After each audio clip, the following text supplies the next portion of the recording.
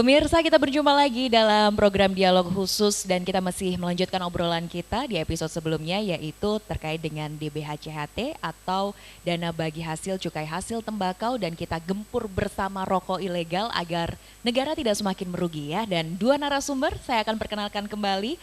Dari Asisten Perekonomian dan Pembangunan Sekretaris Daerah Grobogan, Bapak Heru Dwi Cahyono, SST PMSI. Siap. Kita ngobrol-ngobrol lagi Pak Heru ya.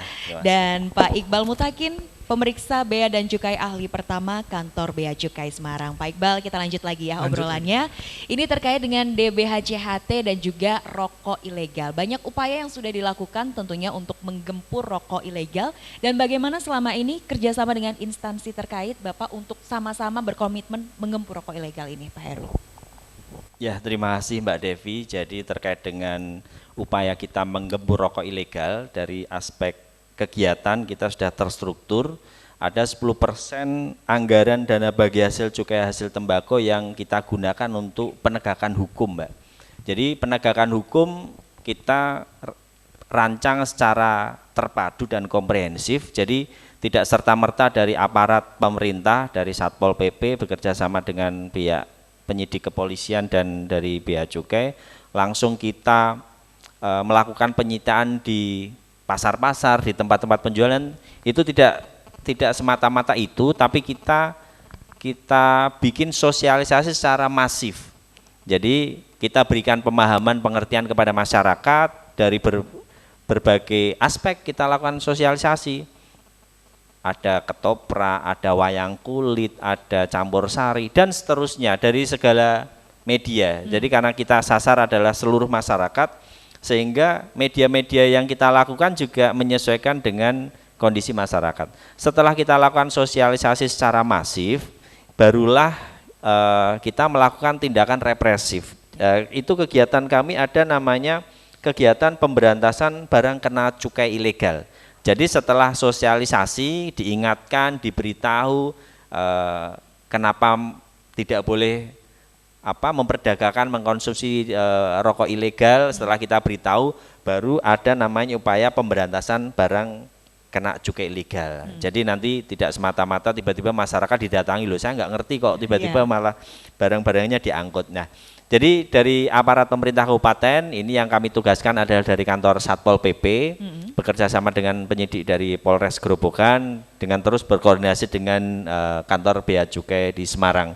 Jadi pada saat ada informasi-informasi, kita terus secara proaktif melaporkan ke kantor Bea Cukai, termasuk juga dari teman-teman Satpol PP dan penyidik secara reguler mencari informasi-informasi yang ada di lapangan. Terakhir kemarin ada juga satu truk yang tertangkap ya, mungkin kalau Bapak Ibu melihat pemberitaan belum lama ini juga ada rokok ilegal yang tertangkap karena adanya informasi dari masyarakat. Sehingga memang dalam pemberantasan rokok ilegal, selain kami dari aparat pemerintah melakukan pemberantasan barang kena cukai ilegal, juga peran dan partisipasi masyarakat untuk menginformasikan ke kami juga itu sangat penting sekali. Saya kira itu Mbak Devi. Jadi harapan yang sama, kenapa hari ini kita mengumpulkan organisasi masyarakat, untuk itu juga ya Bapak ya, untuk mereka berani melapor seperti itu jika menemukan hal-hal yang tidak pas terkait rokok ilegal. Iya, betul sekali. Makanya kita harus terus mensosialisasikan secara sistematis, terstruktur dan masif juga kepada seluruh lapisan masyarakat. Apalagi yang hadir pada kesempatan ini dari Bapak Ibu dari organisasi kemasyarakatan, agar tahu rokok ilegal seperti apa dan tahu apa yang sudah dilakukan pemerintah, termasuk juga keinginan untuk partisipasi, untuk berani melapor apabila di sekitar lingkungan Bapak Ibu semua itu terdapat transaksi-transaksi atas barang-barang cukai ilegal. Sehingga nanti masyarakat bisa ada berperan serta di sana. Saya kira itu, Mas. Jangan takut untuk melapor. Siap, ya, gitu harus ya. Begitu. Oke, nah kita mungkin jelaskan kembali sanksi terkait dengan peredaran rokok ilegal. Apa saja sanksi yang bisa diperoleh Pak Iqbal? Nah, jadi untuk peredaran rokok ilegal itu ada sanksinya Bapak Ibu, baik sanksi administrasi maupun sanksi dalam bentuk pidana. Nah, untuk setiap orang yang menjalankan yang memproduksi rokok tanpa memiliki izin, itu ada sanksi administrasinya. Nah, makanya tadi sudah tepat, kalau mau memproduksi rokok harus ada izinnya dulu. Kenapa? Karena kalau tidak ada izin tentu ada sanksi administrasinya. Itu sanksi administrasinya dikenakan sanksi 20 juta sampai dengan 200 juta. Wow. Sanksi administrasi apabila memproduksi rokok tanpa izin. Nah kemudian untuk rokok-rokok yang ilegal tadi, ada yang rokok tanpa pita cukai atau rokok polos, kemudian ada rokok yang salah peruntukan, rokok yang salah personalisasi, itu juga ada hukuman pidananya. Ada pidana dendanya itu 1 kali sampai dengan 10 kali nilai cukai. 2 kali sampai dengan 10 kali nilai cukai. Ada juga pidana penjara 1 tahun sampai dengan 5 tahun. Barang siapa yang mengedarkan, yang menyimpan, yang menjual, yang menawarkan, nah itu semua dikenakan sanksi. Baik sanksi pidananya tadi penjara 1 tahun sampai dengan 5 tahun, ada juga sanksi dendanya tadi 2 kali nilai cukai sampai dengan 10 kali nilai cukai. Nah untuk rokok yang palsu, pita cukainya palsu, nah ini juga ada pidananya. Pidana ini lebih berat kalau untuk yang pita cukai palsu. Itu dikenakan pidana penjara 1 tahun sampai dengan 8 tahun pidana penjara. Pidana dendanya juga besar. Dia dikenakan denda 10 kali sampai dengan 20 kali nilai cukai untuk yang mempergunakan pita cukai palsu itu tadi. Oke, baik, dan kita kasih tahu hari ini biar nggak ada yang kepikir, oh besok bikin pita palsu gitu. Jangan ya Bapak ya. Gitu. Jangan, karena ada sanksinya. Ada Baik, sanksi. kami persilakan nanti untuk Bapak Ibu yang mau bertanya, silakan disiapkan pertanyaannya karena saat lagi kita akan kembali dan kita akan jawab juga ya Bapak ya, jawaban dari pertanyaan audiens hari ini. Tetap bersama kami pemirsa dalam Dialog Khusus.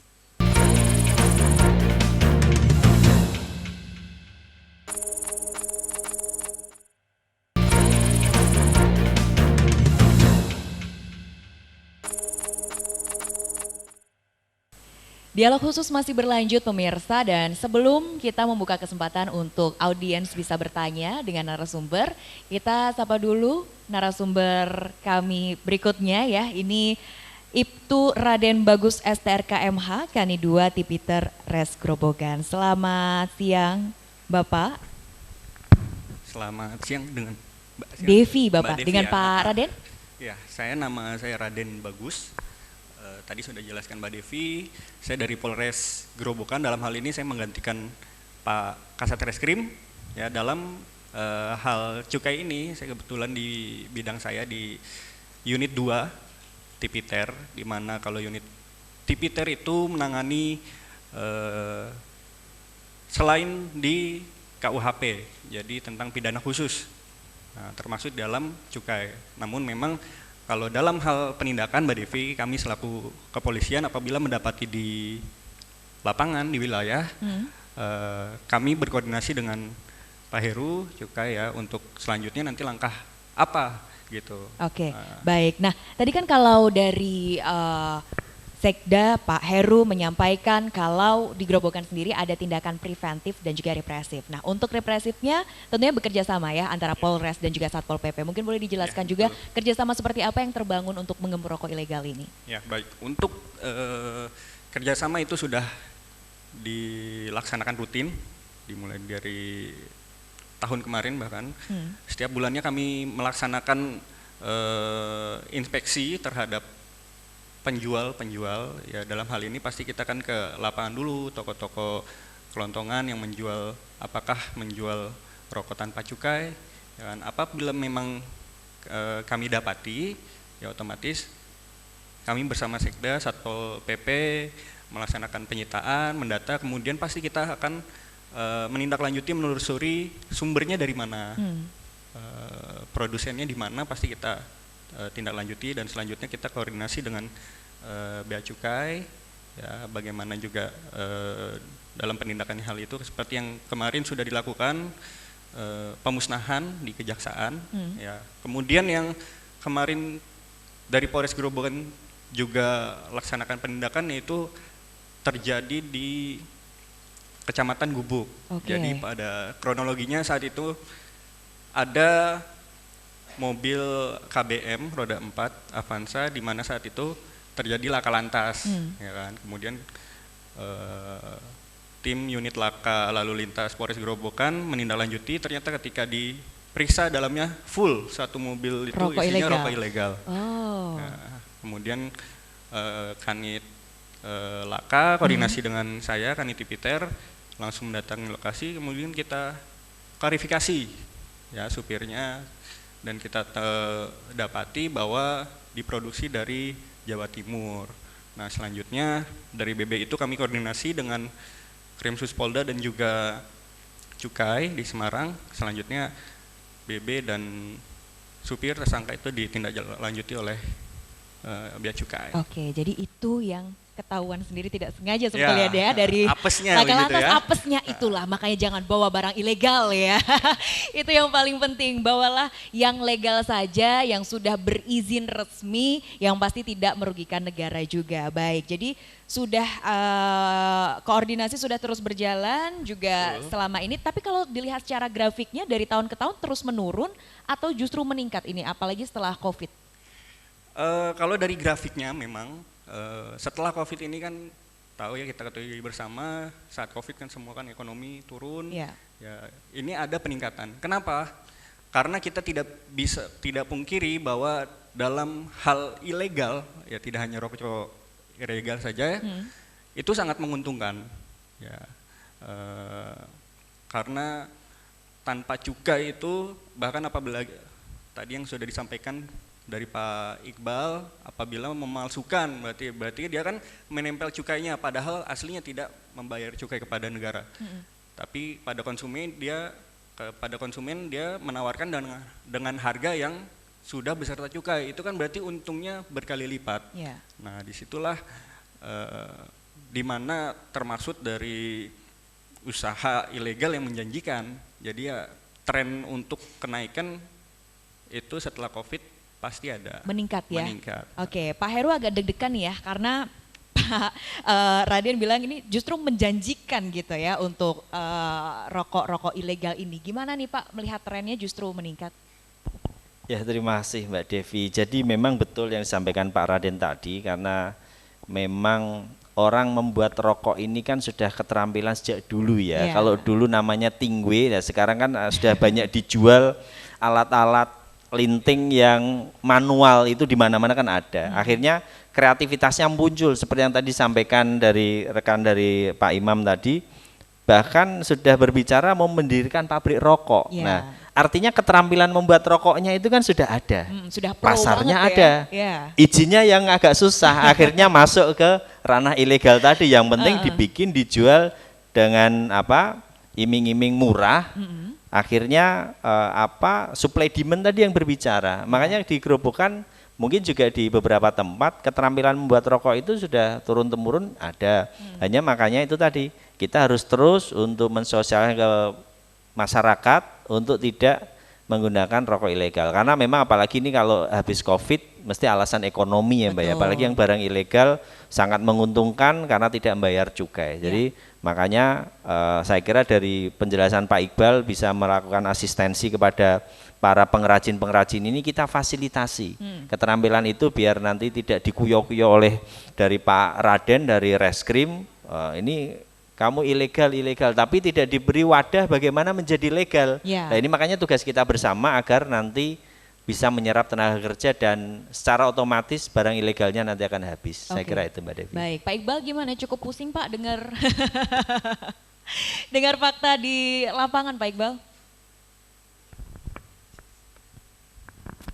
Ya memang benar tadi kata Pak Raden, Pak Kanit, memang tidak bisa dipungkiri ini memang bisnis yang menjanjikan yang ilegal ini Mbak. Tapi ya perlu kita ketahui tadi dampak negatifnya itu juga sangat tinggi sekali baik untuk kesehatan masyarakat tadi. Karena ketika rokok ilegal ini dikonsumsi, rokoknya itu tidak melalui uji lab. Jadi kita tidak tahu kadar nikotinnya yang digunakan berapa, kadar tarnya berapa di dalam rokok itu tidak kita ketahui. Nah jadi masyarakat kita harapkan dengan sosialisasi ini bisa tahu itu. Bisa untuk mengkonsumsi rokoknya yang legal, yang sesuai. Baik, jadi jangan dipikir cuannya saja, tapi dari segi kesehatan pun juga harus dipikirkan ya. Oke, dari tadi yang mau bertanya, ini kita tunda-tunda terus gitu ya Pak ya. Sesaat lagi, saya janji saat lagi ya, abis ini kita beri kesempatan audiens untuk bertanya, tetap bersama kami dalam dialog khusus.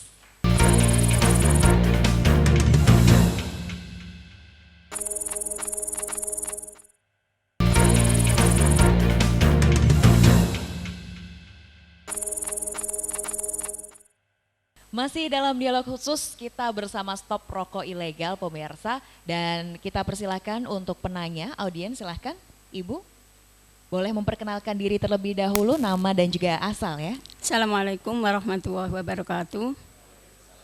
Saya Ibu Lamia dari PDA, Pimpinan Daerah Aisyah Kabupaten Gerobokan. Mohon maaf, saya sedikit mungkin agak lain, menyoroti iklan baliho yang di jalan maupun di TV. Itu di situ bintangnya itu keren, ganteng, wong saya orang tua saja menilai ganteng, Pak. Ganteng, keren, maco, menarik, menginspirasi. Itu iklannya rokok, tapi kenapa di bawahnya tulisannya merokok membunuhmu. Nah ini sebenarnya pesan itu mau dibawa kemana? Ini mohon maaf saya ibu, jadi punya naluri untuk menanyakan seperti itu. Kemudian pertanyaan saya yang kedua, Pak. Tadi saya dapat menyimpulkan bahwa yang namanya rokok yang legal itu melalui uji lab, kandungan nikotinnya itu sudah diprediksi aman. Namun nikotin tetap nikotin. Yang jadi pertanyaan saya, kenapa tidak ada sosialisasi ke masyarakat untuk keamanan masyarakat? Merokok itu dibatasi berapa, gitu kan selama ini belum pernah. Apakah ada batasannya? Kalau memang membahayakan, kenapa tidak betul-betul nyata merokok yang legal sehari sebanyak 10 batang misalnya. Misalnya ini kan jelas. Iya gitu, baik. Cetok gitu Mbak. Satu lagi boleh Mbak? Oh iya boleh, Ya. Rombongan Bu pertanyaannya. Kemudian saya ingin menanyakan, kok saya sering melihat yang kayak elektrik vape ya Pak ya. Nah itu apakah ada izinnya, apakah itu juga ada yang legal atau ada yang ilegal? Nah ini kan tambahan ilmu bagi seorang nenek seperti saya. Mbak. Ya. Saya kira demikian, kurang lebihnya mohon maaf. Assalamualaikum warahmatullahi wabarakatuh. Waalaikumsalam warahmatullahi wabarakatuh. Terima kasih Bu Lamia. Ini cukup mewakili hati seorang ibu, seorang istri, seorang nenek, komplit ya pertanyaannya ya. Baik, untuk pertanyaan yang pertama Pak Heru mungkin boleh dijawab. Ini agak bingung ya ketika bintang iklannya cakep tapi di bawahnya merokok membunuhmu. Ini gimana nih Pak tanggapannya? Terima kasih dari Bu Lamia, tadi banyak sekali pertanyaan, saya sedikit terkait dengan iklan tadi. Makanya saat ini dari pemerintah sudah membatasi iklan tidak boleh mencantumkan wujud rokok itu sendiri. Makanya saat ini kalau kita lihat iklan-iklan di jalan, di televisi itu kadang kan tidak nyambung apa yang diiklankan, apa yang dimaksudkan kan tidak. Makanya tadi Bu Lamia menyampaikan ada bintang iklan yang cantik dan yang ganteng bahwa merokok itu begini-begini. Ya itu kan karena memang namanya iklan kan harus ada daya tariknya, marketingnya memang begitu. Salah satu yang paling mudah ya mencantumkan para bintang film, ada artis-artis yang ganteng dan yang cantik agar orang tertarik, oh apa toh itu iklan ya. Makanya memang satu hal yang perlu kita ingat dan pemerintah sudah membatasi, tidak boleh ada iklan rokok yang menunjukkan rokoknya. Terus di situ kan sudah ada di tulisan. Ada tulisan merokok membunuhmu, ini memang SOP-nya Ibu, jadi memang ini sebagai untuk melindungi dan untuk mengingatkan. Kalau sudah diingatkan bahwa merokok itu membunuhmu, kalau dulu kan merokok dapat menyebabkan bla bla bla ya, banyak itu sudah menakutkan, bahkan di bungkus rokok juga sudah ada gambarnya, ada kanker kerongkongan, di sini ada bolong di situ, terus ada tulisannya merokok membunuhmu, kok ya masih merokok, berarti kan ya upaya ngelek ini kan udah cukup ya Mbak ya. Kalau masih ndablek merokok ternyata suatu saat kena penyakit ya sudah balik sudah lagi ke individunya ya balik individu lagi. Oke, jadi kalau bintang iklannya ganteng bukan merokok bikin ganteng gitu bukan ya Pak ya? Ya itu sudah dari sononya Mbak kalau. Takutnya tadi khawatirnya anaknya ibunya ngerokok karena biar ganteng kayak bintang iklannya gitu Pak ya. Itu bahasa marketing saja sih ya untuk menarik orang perhatian. Saya kira itu Mbak. Kemudian tadi kenapa tidak ada sosialisasi ke masyarakat dibatasi rokok berapa batang? Itu keluh kesah seorang istri tadi ya. Ini tadi ibunya langsung oh iya was gitu langsung dipraktekkan gitu. Memang tidak ada batasannya ya Bapak ya? Ya, jadi merokok ini kan bukan sesuatu dan dalam hukum positif di Indonesia kan tidak dilarang ya. juga tidak dianjurkan. Akhirnya ini kan kembali ke kesadaran individu masing-masing. Tadi kalau Bu Lamiyah menyampaikan kenapa nggak dibatasi, merokok aja nggak disuruh kan, ya. Jadi kembali lagi ke individu Ibu ya. Jadi silahkan kalau mau merokok juga tidak dilarang, tidak merokok pun tidak apa-apa. Hanya saja memang di sini dari pemerintah kalau merokoklah dari rokok yang legal. Kalau tidak merokok kan kita tidak memaksa juga untuk merokok. Jadi kalau nanti seperti minum obat, merokoklah maksimal sekian. Nah, kesannya kan malah jadi mengintervensi ya, buruk sekali itu. Saya kira itu Mbak ya. Oke, baik, terima kasih Pak Heru dan kita ke Pak Iqbal. Pak Iqbal, kalau rokok ada yang ilegal, kalau yang vape gimana? Apakah ada yang ilegal juga Pak? Yang vape. Nah, jadi atas rokok elektrik, Ibu, itu kita kenalnya dengan rokok elektrik, itu yang dikenakan cukainya adalah liquidnya, Ibu. Cairannya. Nah, liquidnya ini ketika dia mengandung nikotin, karena biasanya liquid ini sumbernya dari ekstraksi tembakau, Bu. Jadi sebenarnya itu tembakau juga sama. Nah, itu dikenakan cukai. Jadi di liquidnya, ketika dia liquidnya mengandung nikotin, ekstraksi tembakau tadi itu dikenakan cukai.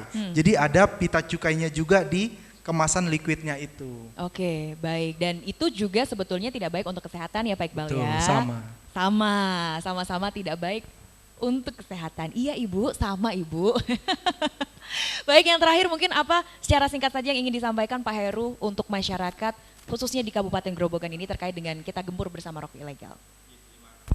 Ya, terima kasih terkait dengan pesan kami dari pemerintah Kabupaten Grobogan. Saya kira tidak banyak, hanya kalau memang tidak merokok, tolong itu juga tetap dijaga kesehatannya.